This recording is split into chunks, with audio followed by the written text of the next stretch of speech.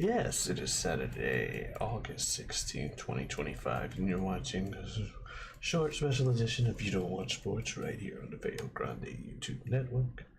I am blindly magnificent, big ugly himself from Mariella's Veo Grande on YouTube, back with another episode. Bill is not with me today, but we're going to talk about some, sports. We got 3 topics.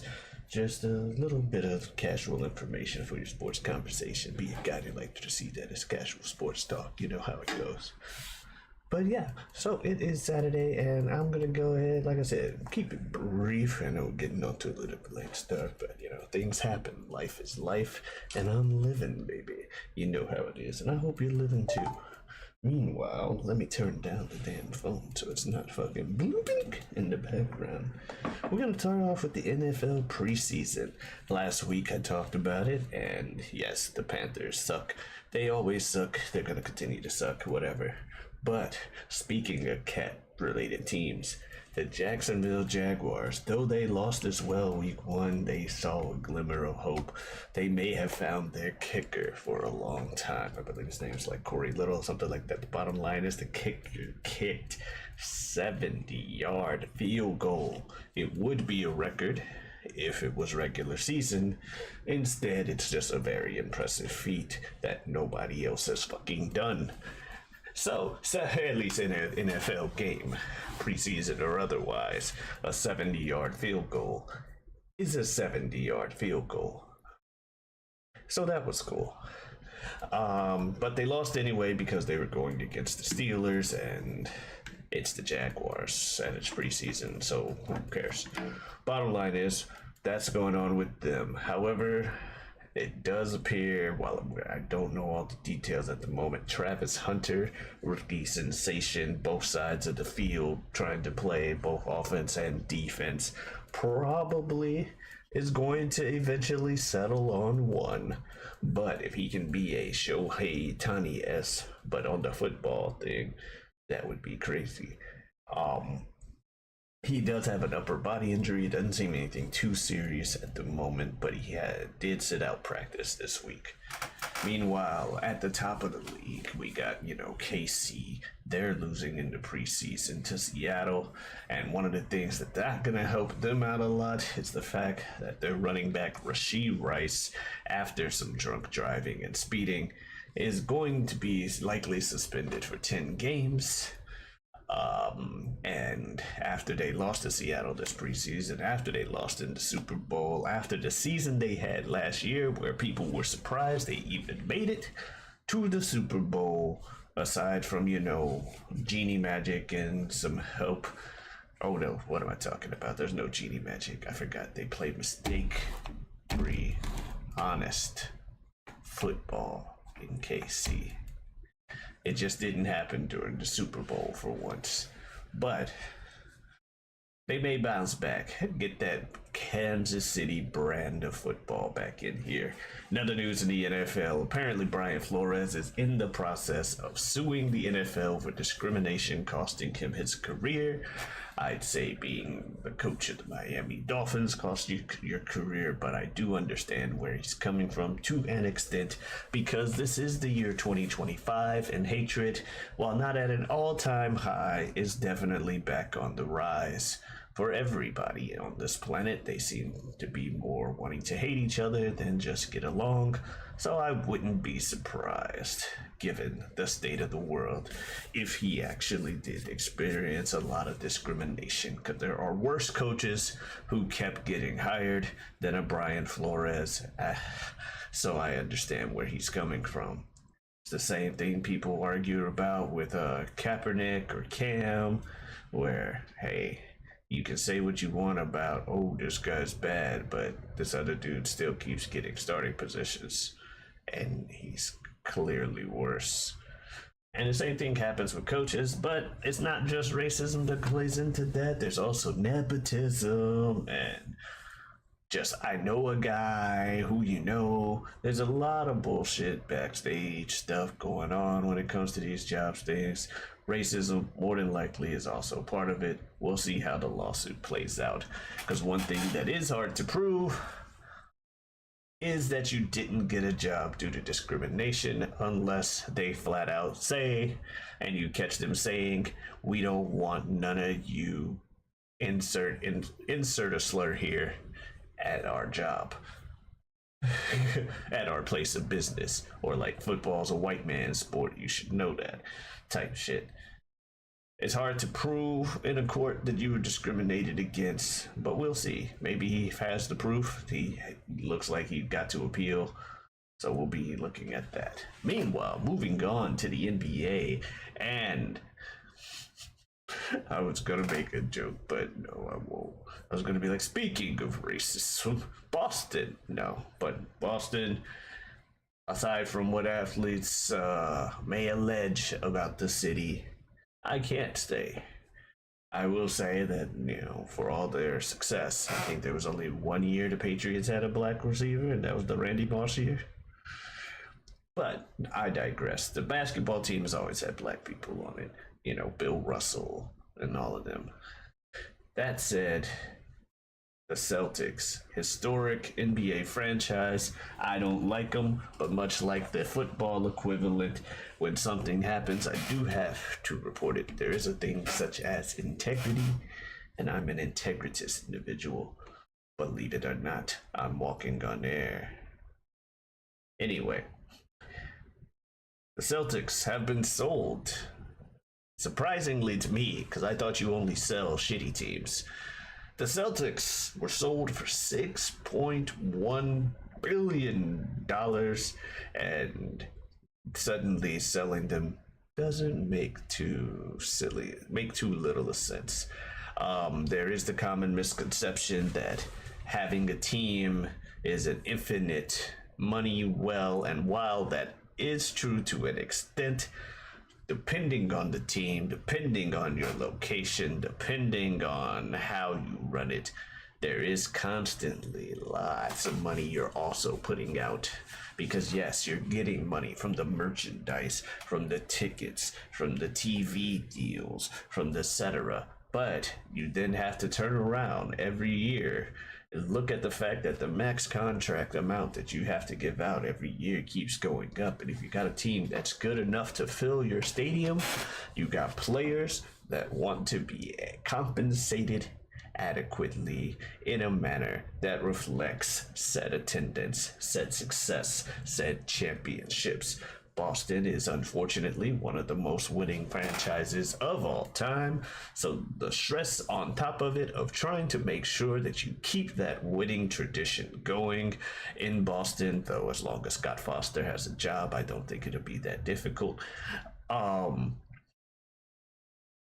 You want to keep that winning tradition going. So keep that winning tradition going. We'll see how the new Chris Chisholm, I believe, I probably mispronounced his name, he bought the team for $6.1 billion. In other news, speaking of money in the NBA, another hot topic with them is gambling. Sports gambling is going crazy right now, as I'm sure you guys have noticed over the past years. Brought to you by DraftKings, brought to you by FanDuel, brought to you by Hot Casino, Hard Rock Casino. Why did I say Hot Casino? Hard Rock Casino. Bottom line is, everyone and their mama wants people to bet on sports because that's where the money comes, and betting on sports helps increase the investment, which keeps people watching. It's a very good money link, because if there's one thing that my watching fighting games and stuff over the years have shown me, is you can care about a match 10 times more if you've got money involved. Suddenly, you're rooting for the guy just because you like him also turns into, I get 5, 10, 1,000, however many dollars. Gambling is very difficult to resist and very addictive, and the addiction is at an all-time high, because this is America, baby. You like to be addicted, we will let you have your addiction. You like alcohol? Here's plenty. Are you at least 21? Haha, get you some drinks. Satisfy that fix. You like tobacco?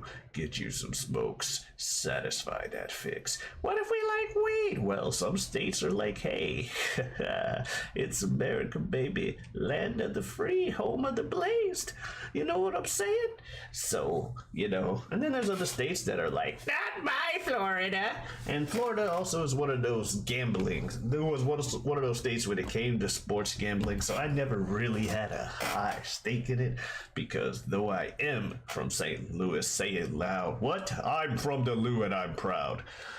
I have lived down here in Florida for a bit, so no sports gambling for me. However, there are players now who are getting caught purposely throwing games and stats for their buddies who bet on their unders.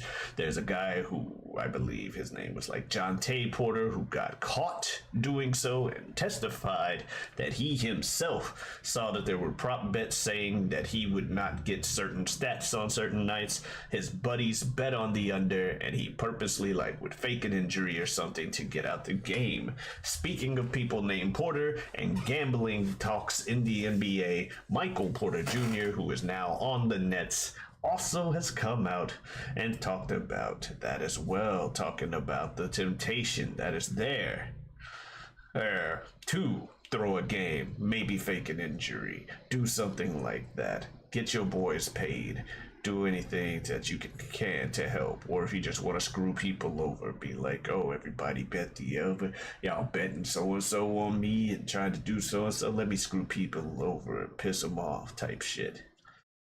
And there's always been accusations of teams knowing the spreads and last second just throwing in a shot to fuck it up, or refs calling fouls to keep it within a certain amount. So gambling is always going to be out there to be like, hey, how much are people making off of this? But the NBA CBA is trying to fix that problem now. So we shall see, because it's only going to go crazier from here. One thing I will say about the whole enabling attitude of this country when it comes to addictions is once you make them legal, as we saw literally 100 years ago with the Prohibition period, when we were like, you know what, let's make alcohol illegal. That was our bad. Okay, so sorry. Where did all this organized crime come from? Holy shit, we apologize. Okay, here, you can have your legal stuff. Oh, nah, Genie ain't in the bottle no more, motherfucker. We got organized crime now. We gonna do all kinds of shit. What you want to make illegal next that we like? And that's why it's so hard to do that, because people don't like it when you give them a freedom and then take it away. Just keep it away from them the whole time.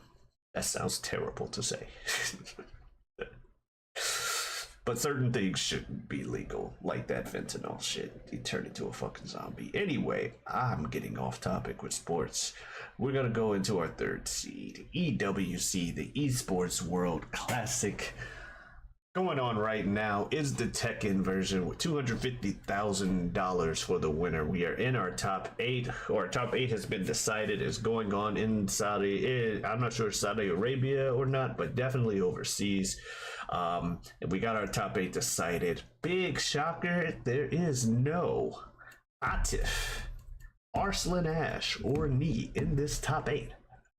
The 3 biggest names of Tekken 8 this year so far are not there. But does that mean we got nobody here to talk about? Of course not. CBM has made it here. He's going to be going up against Molgold in his first match, if that's not going on as I speak. Molgold coming on the scene, been doing great this year. Big name going through. Pena, I believe I've seen him play Geese in Tekken 7. I've not seen a lot of his Tekken 8 work, but he has made it to top 8 here, going go head to head against Ulsan, who Ulsan, if someone else should be talked about in the same names of those other individuals, of course it's Ulsan. He's here. He's so far, looking at the 4 people I've seen so far, Ulsan's my favorite.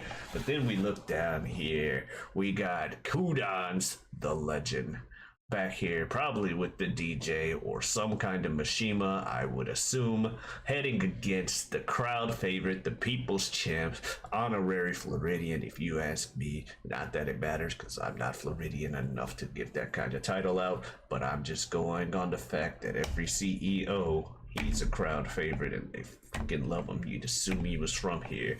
John Ding, the Eddie player, Mr. Capo himself, out there, the shredded one, going up against Q-Dons.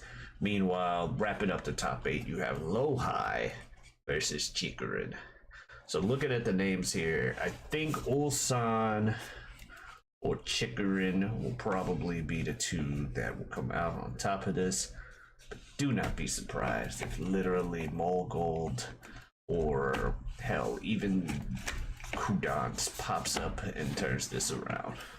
I don't see CBM doing it, or Pena, or John Ding, because I think John Ding's held back by his character, but he's amazing in and of himself. He's pulled off tournament wins in the past with Eddie, or whoever else he might be playing, because he doesn't only use Eddie, but Lord knows that's the main thing he's known for. It's like seeing Rangchu pick something other than the fucking Bears. It's like, okay, he can, but he's the bear guy. And the crowd is going to lose their shit when he picks the bear. It's the same thing with John Ding and Eddie. It's the same thing with Nee and Brian. It's the same thing with a lot of players and a lot of the characters that they're associated with. It's actually kind of crazy how that happens. And personally, I love that about fighting games or individual sports in general. Anyway, I said it'd be a short episode. Meanwhile, I've talked your ears off for about a whole 16 minutes. It's about the time of our normal things. If you want to see us talk about various other things, it is on the channel. Go ahead, check it out. We got mock draft where we do various things. It's literally like a miscellaneous show, mainly wrestling, mainly drafting things, but generally just our extra show. We have also guests and stuff on there with like Super Jazz and Big Bro Ibn.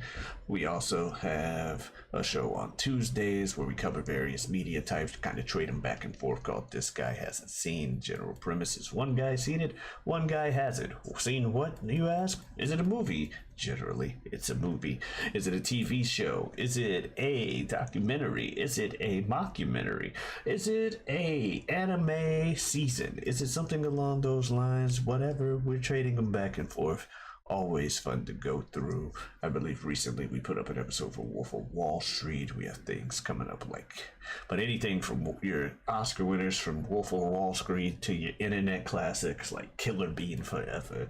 Just random stuff. The two of us are trading back and forth. Always a good time.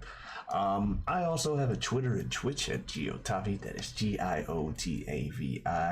Come on in, stop on by. It's mainly involving myself, of course. I stream every day at the moment. Got a campaign going on called Day 240. What does that mean? You know what that means. Anyway, I will see you guys around there. Thank you very much for watching. Adios.